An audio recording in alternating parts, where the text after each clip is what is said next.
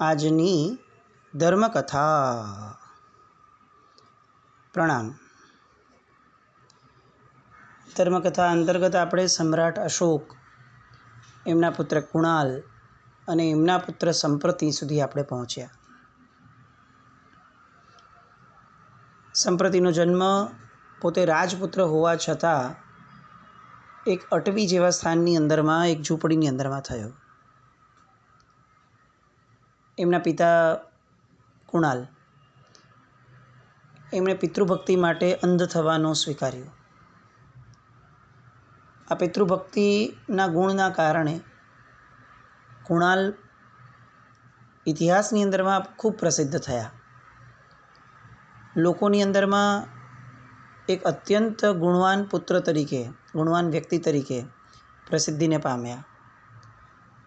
પણ રાજ્યનો જે શિરસ્તો હતો, એ રાજ્યના શિરસ્તા પ્રમાણે કોઈ પણ અંધ વ્યક્તિ એ રાજા ન બની શકે. એટલે રાજ્ય વહીવટમાંથી એમનું નામ બાકાત રાખવામાં આવ્યું. અને એમને સમ્રાટ અશોકે એક ગામ આપ્યું કે એના જે એમાંથી ઇન્કમ થાય એમાંથી એમણે નિર્વાહ ચલાવવો.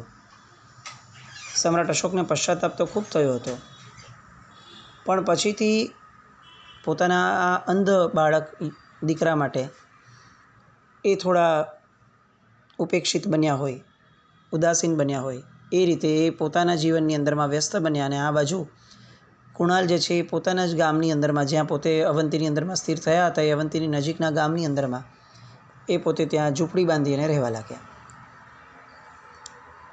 એમના પત્ની શરદબાળાનું જીવન પૂર્ણપણે પતિભક્તિમાં વીત્યું. ગઈકાલ સુધી આપણે જોયું કે એમને સ્વપ્નની અંદરમાં સૂર્ય પોતાના મુખની અંદરમાં પ્રવેશતો દેખાયો, અને એટલે એમને એક ઉજ્જવળ એવા હાથી પોતાના મુખની અંદરમાં દેખાયો, એટલે એમણે ઉજ્જવળ એવા એક બાળકને જન્મ આપશે એવું પ્રતીત થયું. ગુરુ ભગવંત આગળથી પણ એ મહોર લાગી. બાળક થયો અને 6 મહિના જેવો સમય ગયો એટલામાં તો ત્યાં જે દુકાળ ચાલતો હતો એનો પણ સુકાળ થયો અવંતીમાં. હવે જે કથા શરૂ થાય છે એ સમ્રાટ સંપ્રતિ સમ્રાટ કઈ રીતે બન્યા તેની આખી વાત. આપણને અત્યાર સુધી સંપ્રતિનું નામ પડે ને એટલે ફક્ત એક જ પ્રસંગ આપણને યાદ છે અથવા આપણને ખ્યાલમાં છે કે પૂર્વ ભવની અંદરમાં એમણે દીક્ષા લીધી હતી, એક રાતનું ચારિત્ર પાળ્યું અને બીજા ભવમાં સંપ્રતિ બન્યા, સમ્રાટ બન્યા. પણ આ આખી વસ્તુ કંઈક અલગ પરિપ્રેક્ષમાં પણ છે. આપણે જેમને મૂળ માનીએ છીએ કે 1.25 લાખ જિનાલયો, 1.25 કરોડ જીનબિંબ, એના સ્થાપક એ સંપ્રતિ હતા, એ વાત સાચી છે, પણ સંપ્રતિને પ્રેરણા આપનાર કોઈ બીજું હતું. આ આખો જે પ્રસંગ છે એમાં ધર્મ ભાવના સંપ્રતિના જીવનમાં ઊભી કરનાર કોઈક બીજું હતું. અને સંપ્રતિનું જીવન અશોકના જીવન સાથે બહુ જ મેળ ખાતું જીવન હતું. એ બધી વાતો જે છે એ વાતો સુધી આપણે પહોંચવાનું છે. પણ સૌથી પહેલાં તો આ રાજ્યપુત્રને રાજ્ય કઈ રીતે પ્રાપ્ત થયું એ બહુ મહત્ત્વની ઘટના, અને એ બહુ વિસ્મયકારી પણ ઘટના. કારણ કે મૂળમાં સમ્રાટ અશોકે તો કુણાલને રાજ્ય વહીવટની તંત્રની બહાર જ મૂકી દીધા હતા. એટલે હવે અંધનો પુત્ર યુવરાજ પણ ન થઈ શકે. આ બાજુ બાળકને જોવા માટે બધા આવતા. બાળકનું જે રૂપ હતું, એનું જે લાવણ્ય હતું, એનું જે તેજ હતું, એ જોઈને બધા બહુ પ્રભાવિત થતા હતા. રાજ્ય કુળમાં જન્મેલો છે એટલે એ બધી વસ્તુઓ લઈને જન્મ્યો છે, ને પ્લસ એના લક્ષણો પણ એટલા પાવરફુલ. એટલે જ્યારે એને જોવા માટે લોકો આવતા, એમાંથી કેટલાક લોકો, એસ્પેશિયલી એની જે ધાવ માતા હતી, એનો એક બહુ મોટો ફાળો આ સંપ્રતિના સમ્રાટ બનવાની અંદરમાં હતો. એ જે ઘટના થઈ એ ઘટના તરફ આપણે જઈએ. 6 મહિનાના સંપ્રતિ હતા અને કુણાલના ખોળામાં એ રમાડવા માટે ધાવ માતાએ આપ્યા અને કુણાલને કીધું કે હે યુવરાજ, આ મહાન ભાગ્ય વિધાતાનું સુંદર વદન નિહાળવાનો પ્રભુએ જો તમને ચક્ષુ આપ્યા હોત ને તો તમને ખરેખર બહુ મોટો લાભ મળત. પણ દૈવી ગતિ કેવી વિચિત્ર છે, નસીબ કેવું વિચિત્ર છે કે જે આજે ઉજ્જૈનના સિંહાસન ઉપર હોવો જોઈતો હતો અને જે ઉત્સાહ અને લાડકોડમાં ઉછરવો જોઈતો હતો, એ બાળક આજે એક ઝૂંપડીની અંદરમાં ઉછરે છે. શરદબાળા ત્યાં હાજર હતા. એમની સાથે શરદબાળાની એક સખી હતી જેનું નામ હતું ચંદા. આ ચંદા આ બધું સાંભળી અને શરદબાળા પ્રત્યેના પ્રેમના કારણે એની આંખમાં આંસુ આવ્યા અને એણે કહ્યું કે સુનંદાબા, આ રાજ્યપુત્રનું નસીબ એની દિવ્ય કાંતિ ઉપરથી મહાન લાગે છે. તો શું આવો 32 લક્ષણયુક્ત ભાગ્યવાન સુંદર રાજપુત્ર એ સામ્રાજ્યનો માલિક ન થઈ શકે? જો આવા સુંદર, આવા લક્ષણયુક્ત અને આવા તેજયુક્ત એવા ભાગ્ય વિધાતાના નસીબની અંદરમાં આ રાજ્યયોગ ન હોય તો એનો જન્મ આ રાજ્ય કુટુંબની અંદરમાં કુણાલને ઘરમાં કેમ થયો હશે? મારી સમજણ પ્રમાણે તો આ રાજ્યપુત્ર અંગે રાજ્ય મેળવવાના પ્રયાસો કરવામાં આવે તો ચોક્કસ સફળતા મળશે. કુણાલ તરત ના પાડે છે કે એ શક્ય જ નથી. પિતા અશોકે મને રાજ્ય વહીવટમાંથી બહાર કાઢ્યો અને આ એક સામાન્ય નિયમ પણ છે. એ સમયમાં આ નિયમ આવો ચાલતો કે કોઈ પણ અંધ વ્યક્તિ એ રાજ્ય વ્યવસ્થાનો ભાગ ન બની શકે. રાજા તો ન જ બની શકે, રાજ્ય વ્યવસ્થાનો પણ ભાગ ન બની શકે. અને એટલી એક્સ્ટ્રીમ પ્રવૃત્તિ હતી કે રાજા ક્યારે પણ અંધ વ્યક્તિને જુએ પણ નહીં. એટલે સમ્રાટ અશોક એ પછીથી એમના આખા જીવનકાળ દરમિયાન કુણાલને અત્યાર સુધી મળ્યા જ ન હતા. કેમ? કારણ કે રાજા દ્વારા અંધ વ્યક્તિ જોવાય નહીં, આ એક પરંપરા હતી. આપણે જે શુકન અપશુકન વગેરે ઘણું કહીએ છીએ એમાંનું એક આ તત્વ હતું કે રાજા ક્યારેય પણ અંધ વ્યક્તિને જુએ નહીં, એ જોવું એ સુયોગ્ય નહોતું ગણાતું. એટલે હવે જે અંધ વ્યક્તિને જોતો જ નથી, જોવાનો જ નથી, એનો પુત્ર એની માટે રાજ્યગાદી માંગવા એ કઈ રીતે જાય? એટલે કુણાલ ના પાડે છે. પણ એ સમયે ધાવ માતા એક વાક્ય કહે છે કે ચંદા, જો પ્રભુની ઈચ્છા હશે ને તો મારી અને આખા રાજ્ય કુટુંબની ઈચ્છા પ્રભુ જરૂર પૂર્ણ કરશે. જેવો આ શબ્દ ધાવ માતા દ્વારા બોલાયો, તરત જ પેલો બાળક જે કુણાલના ખોળામાં રમી રહ્યો છે એ બાળકે ઉપરા ઉપરી 4 છીંક ખાધી. આપણે ત્યાં છીંક ખાવાને અપશુકન કહેવામાં આવે છે, પણ હકીકત એવી નથી હોતી. છીંક કેટલી વાર આવે છે, કઈ રીતે અને કયા સમયે આવે છે એ પણ મહત્ત્વનું હોય. એક સાથે ઉપરા ઉપરી 4 છીંક આવી એ શુભ શુકન કહેવાય. અને આ શુભ શુકન ધાવ માતા સુનંદા એને સ્વીકારે છે અને તરત કહે છે કે જરૂર પ્રભુ આપણી આશા ફળીભૂત કરશે. રાજપુત્ર સંપ્રતિને હું મારી સગ્ગી આંખે રાજ્ય આસન ઉપર અને રાજ્ય અમલ ભોગવતો જોવા માટે ભાગ્યશાળી હોઈશ, એવું મને આ ક્ષણે આ શુકન દ્વારા મને અંદરથી સ્ફુરે છે.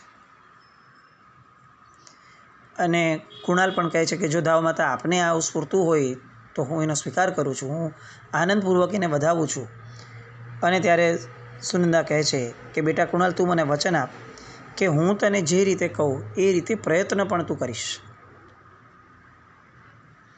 કુણાલ વચન આપે છે અને હવે સુનંદા એને એક યોજના કહે છે.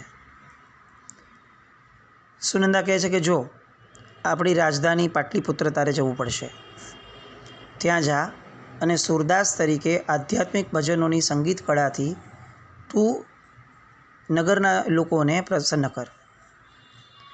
એ નગરમાં પ્રસિદ્ધિ પામ્યા પછીથી તારી પ્રસિદ્ધિ છેક સમ્રાટ સુધી પહોંચશે, અશોક સુધી.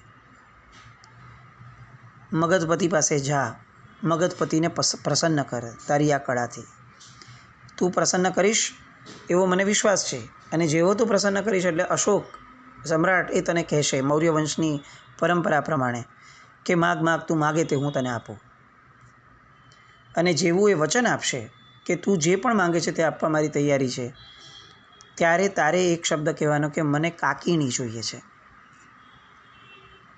હવે આ કાકીણીનો અર્થ છે ને એવો ગૂઢ છે કે સમ્રાટ કદાચ એ શબ્દની સૌથી પહેલાં એ એના અર્થમાં સમજી નહીં શકે ને તરત તને કહેશે કે હું તને કાકીણી આપવાનું વચન આપું છું.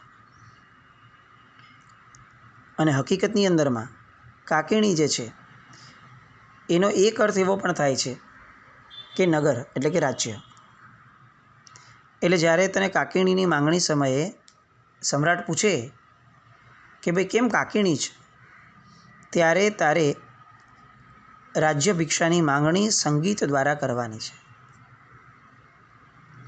રાજાને બધું સમજાઈ જશે અને પછી રાજા તને પૂછે કે ભાઈ આ અંધ થઈને તું શું કરીશ રાજ્યને, તને તો કોઈ રાજા બનવા દેશે નહીં, તો તું પછી કઈ રીતે આ રાજ્યને ચલાવીશ અને રાજ્ય તને શું કામનું?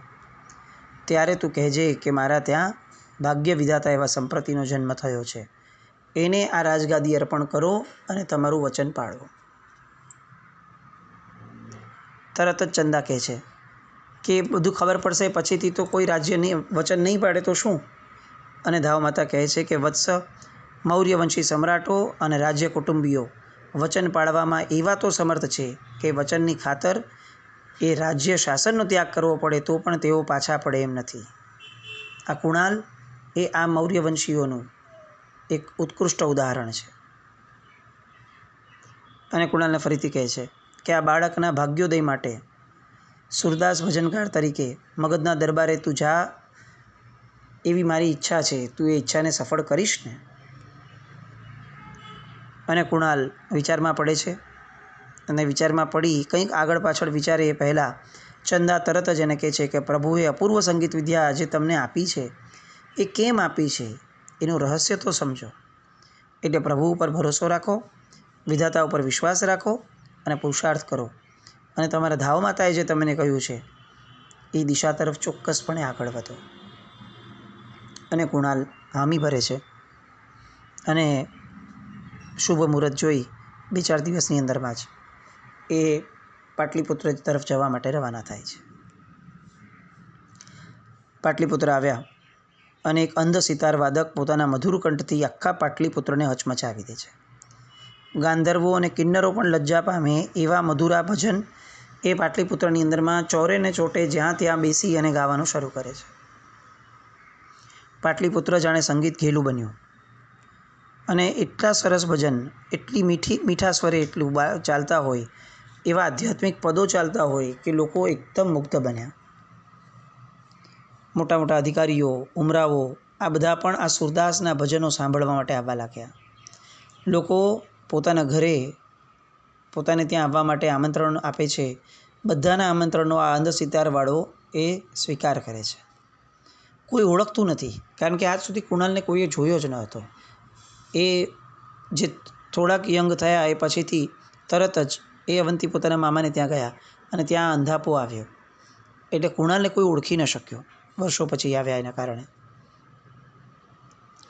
બધા જ મોટી મોટી ભેટ આપતા પણ એ ભેટનો અસ્વીકાર કરે, સાદું ભોજન જ માંગે. બહુ સંતોષી જીવ હોય એ રીતે વર્તવા લાગ્યા અને એ રીતે વર્તતા પોતે હતા પણ એવા જ. એટલે એટલી બધી ખ્યાતિ વધવા લાગી. ત્યાગી વ્યક્તિઓની ખ્યાતિ આમ પણ બહુ વધે. એટલે ખ્યાતિ વધતા વધતા છેક મહારાજાના રાજમહેલ સુધી પહોંચી. વારંવાર અનેક લોકો આવી અને રાજાને આવું બધું કીધી રાખતા. લોકો પૂછતા કે તમે ક્યાંથી આવ્યા છો, તમારા મા બાપ કોણ છે, કયું કુળ છે, આવું લોકો પૂછે એટલે તરત જ જે ધાવ માતાએ સમજાવ્યું હતું એ રીતે કુણાલ બધાને એવો જવાબ આપતા કે હું સુરદાસ છું અને સિતારવાળો છું. આ સિતાર એ જ મારું કુટુંબ છે, પ્રભુ એ જ મારા મા બાપ છે અને મારી પાસે આ જે લાકડી છે એ જ મારા જીવનનો આધાર છે. આમ ક્યાંય લોકોને ગંધ આવે એવું થવા ન દેતા કુણાલ સતત પોતાનું જે મિશન, પોતાની જે યોજના છે એની અંદર આગળ વધી રહ્યા છે. હવે એક બીજી ઘટના બને છે કે જે સમ્રાટ સંપ્રતિનું પુણ્ય કેવું હતું એ પુણ્ય સામ્રાજ્યનું વર્ણન કરી શકે. એક તો એમના જન્મ સમયે એમના માતાને સ્વપ્ન આવ્યું. હવે બીજું, સમ્રાટ અશોક જ્યારે સૂતા છે ત્યારે રાત્રિના પાછલા પ્રહરે નગરના કુળદેવી જે છે એ કુળદેવી અશોકના સ્વપ્નમાં આવે છે અને પોતાના હાથમાં એક નાનકડું બાળક, શિશુ એ એક રાખી અને સમ્રાટ અશોકને એમના હાથમાં સુપ્રત કરે છે અને એવું કહે છે કે મગધની રાજ્ય ગાદી એમને અર્પણ કરજે, આ બાળકને. જેવું આ બોલે છે અને અશોક હજી વિચારે કે હું પૂછું કે આ કોણ છે બાળક અને કેમ રાજ્ય ગાદી બાળકને કેવી રીતે અપાય, આવો કંઈ પણ પ્રશ્ન થાય એ પૂર્વે કુળદેવી જે છે એ સ્વપ્નમાંથી અલોપ થઈ જાય છે. સમ્રાટ અશોક જાગે છે. એને એક નિશ્ચિંતતા આવે છે કે ચલો સારું થયું, રાજપુત્ર કુણાલ જે છે એ અંધ થયો, એ પછીથી જે આખી અસ્તવ્યસ્તતા થઈ અને કામ ચલાવ રાજા તરીકે મારે યુવરાજ દશરથને જે બેસાડવો પડે છે યુવરાજ પદે, પણ આ બધાની અંદરમાં મને જે ભય હતો કે દૈવત્વ આ નગરીથી દૂર થઈ ગયું છે, અમારા કુળદેવી અમારાથી રિસાઈ ગયા છે, અમારા કુળ ઉપર ધ્યાન નથી આપતા, આવી જે આખી મનમાં વાત રમતી હતી એ બધી વાત ઉપર પૂર્ણ વિરામ મુકાયું આજે કે સ્વપ્નમાં કુળદેવી પોતે કંઈક સંકેત આપે છે. ભલે સમજાયું કંઈ જ નથી, નાનકડા બાળકને રાજગાદી કઈ રીતે સોંપાય અને કયું એવું આ બાળક છે, અત્યારે તો કોઈ નાનું બાળક છે જ નહીં આખા રાજમહેલમાં આવી રીતે, તો કયા બાળકને સોંપવાનું કહ્યું હશે? આવા ઘણા બધા પ્રશ્નો હોવા છતાં અશોક સંતુષ્ટ છે કે છેવટે આ કુળદેવી જે માં છે એ માને એનો દીકરો આ યાદ તો આવ્યો અને આ રાજ્ય કાજે એમણે કંઈક સંકેત તો આપ્યો. એટલે એમણે એમ મનની અંદરમાં નિશ્ચય કર્યો કે કંઈ પણ નવા જૂની થશે જ ચોક્કસપણે, અને આવું કંઈક થશે તો તરત જ હું કુળદેવીના આ સંકેતને વધાવી લઈશ. આ બાજુ પેલા જે સિતારવાદક છે એને રાજ્યસભાની અંદરમાં આવવા માટે આમંત્રણ અપાયું. લોકોએ બહુ જ વખાણ કર્યા હતા કે એના આધ્યાત્મિક ભજનો એટલા જબરદસ્ત છે કે આખું પાટલીપુત્ર ઘેલું બન્યું છે. જાણે છુપા વેશની અંદરમાં કોઈ દૈવી ગંધર્વ આવી ગયા હોય એવો મીઠો સૂર નીકળે છે. સિતારનું વાદન એ એટલું બધું સુંદર અને મધુરું છે કે પશુ પક્ષીઓ પણ ચલાયમાન થતા નથી સાંભળતા સાંભળતા. બસ ખાલી એક જ મોટી ખોડ છે કે અંધ છે. એટલે મહારાજ આપણા નગરમાં અત્યારે આ છે એના ભજનો સાંભળવા માટે અમારી આપને અરજ છે. આવું બધું લોકોએ કહ્યું અને પ્લસ એ એડ કર્યું કે એ બિચારો બહુ ગરીબ છે પણ ₹1 એક વસ્તુનું પણ દાન લેતો નથી, એટલો બધો સંતુષ્ટ જીવ છે, કોઈનાથી એક વસ્તુ કોઈને પૈસો પણ નથી લીધો ને કોઈ વસ્તુ પણ નથી લેતો. એટલે આવા ગરિમાપૂર્ણ વ્યક્તિ માટે ચોક્કસપણે રાજ્ય ધ્યાન આપે એ બહુ જ આવશ્યક લાગે છે. બધાએ આમંત્રણ આપ્યું, રાજાને વિનંતી કરી, રાજાએ આમંત્રણ આપ્યું અને ત્રીજો પહોર થયો, રાજ્ય દરબારની અંદરમાં બેસવાનું થયું. હવે જેમ આપણે જોયું એમ રાજા ક્યારે અંધ વ્યક્તિના દર્શન ન કરે એટલે એક સફેદ પડદો રાખવામાં આવ્યો. પડદો વ્યવસ્થિત બંધાઈ ગયો એ પછીથી પાછળના રસ્તેથી તે અંધને ત્યાં બેસાડવામાં આવ્યો. એટલે કુણાલ અને અશોક આ બંનેઓની આંખોનું મિલન કે દર્શનનું મિલન શક્ય જ ન થયું. આ બાજુ પાછળ કુણાલ બેઠા છે અને સિતારવાદન શરૂ કરે છે. એમને ખબર હતી કે આ મારો છેલ્લો દાવ છે, જેની માટે આ અત્યાર સુધી હું આ સિતારવાદન વગેરેમાં નગરમાં રહ્યો હતો. એટલે એ ફળીભૂત કરવા માટે હવે કુણાલ એની ઉત્કૃષ્ટ ધારાની અંદરમાં રાગો છેડે છે. સિતારવાદન એટલું સુંદર સુમધુર, સમ્રાટ અશોક આફરીન પોકારી જાય છે, ડોલવા લાગે છે સંગીતના તાનની અંદરમાં, મુગ્ધ થઈ જાય છે, લુબ્ધ થઈ જાય છે અને એટલું બધું આકર્ષાઈને પ્રસન્ન થાય છે કે સૂરદાસને કહે છે કે હે કિન્નર, આ સમયે હું તારા ઉપર ખરેખર અત્યંત પ્રસન્ન થયો છું અને તું જે માંગે તે આપવા માટે હું તત્પર થયો છું. હું તને વચન આપું છું કે તું જે માંગીશ તે હું આપીશ. આખી રાજ્યસભા મહારાજના આવા વરદાનથી આશ્ચર્યચકિત થઈ ગઈ. જોકે લોકોને ખૂણે ખાચરે મનમાં એક ભાવ હતો કે આ સૂરદાસ કોઈની પાસે તો કંઈ લેતો તો છે નહીં, અત્યાર સુધીમાં કંઈ જ લીધું નથી, તો હવે શું લેશે? પણ તેમ છતાં રાજાએ વચન આપ્યું છે અને આટલું મોટું વચન આપ્યું છે તો કંઈક તો લેશે. રાજા બંધાઈ ગયો છે, કંઈક અજુગતું ન થઈ જાય આવો ભય બધાના મનની અંદરમાં પ્રસરવા લાગ્યો અને બધા જ રાહ જોતા હતા કે હવે આ સૂરદાસ શું બોલે છે એ સાંભળવું છે. અને બધાના આશ્ચર્ય વચ્ચે અત્યાર સુધી લોકોની આગળથી એક પણ વસ્તુ ન લેનાર એવા સૂરદાસ એ રાજાને કહે છે કે તમારા વરદાનની માંગણીની અંદરમાં સામે મને કાકીણી આપો. જેવો આ શબ્દ આવ્યો એટલે ત્યાંના અમલદાર વર્ગ આ બધા જ એ સ્તબ્ધ થઈ ગયા. નગરના લોકોની અંદરમાં પણ હાહાકાર થઈ ગયો. સભામાં બેઠેલા રાજાને સમજાણું જ નહીં કે કાકીણીમાં શું વાંધો છે, કાકીણી નામનો તો એક રત્ન છે, તો એક રત્ન એને આપી દઈએ તો શું વાંધો છે. અને ત્યારે મહામંત્રી વગેરે એમ કહે છે કે રાજન, આ સિતારવાળાએ વરદાનમાં કાકીણી એટલે આપનું આખું સામ્રાજ્ય માંગ્યું છે.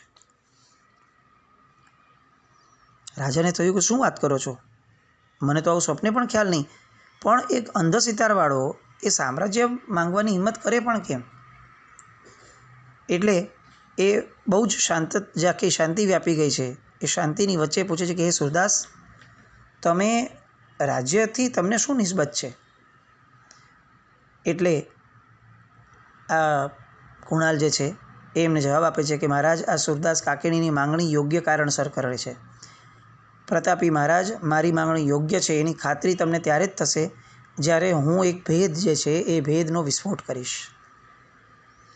બધા રાહ જોવા લાગ્યા કે હવે કયો ભેદ બોલે છે, કારણ કે એમણે કીધું કે હવે હું આ કવિતામાં ગાઈને, પદ્યમાં ગાઈને હું આપને સમજાવવાનો છું. અને બહુ જ રહસ્યમય શબ્દોની અંદરમાં 4 પંક્તિઓ રાજા સૂરદાસ કુણાલ એ અહીં બોલે છે. એ 4 પંક્તિઓ કહી અને એ 4 પંક્તિઓ દ્વારા જે રહસ્ય આખું ને આખું સમ્રાટ અશોકને સમજાય છે અને પોતે બોલવું નથી પડતું પોલાને કે હું કોણ છું અને કોની માટે આ રાજ્યની માંગણી કરું છું. એ આખું વર્ણન આ 4 પંક્તિની અંદરમાં આવી જાય છે. અને આ 4 પંક્તિ પછીથી સમ્રાટ અશોક એ કુણાલ સાથે શું વ્યવહાર કરે છે એ બધી વાત આવતીકાલ પર રાખીએ. જીના આજ્ઞા વિરુદ્ધ કંઈ પણ બોલાયું હોય તો મિચ્છામિ દુક્કડમ. જૈનમ જયતિ શાસન.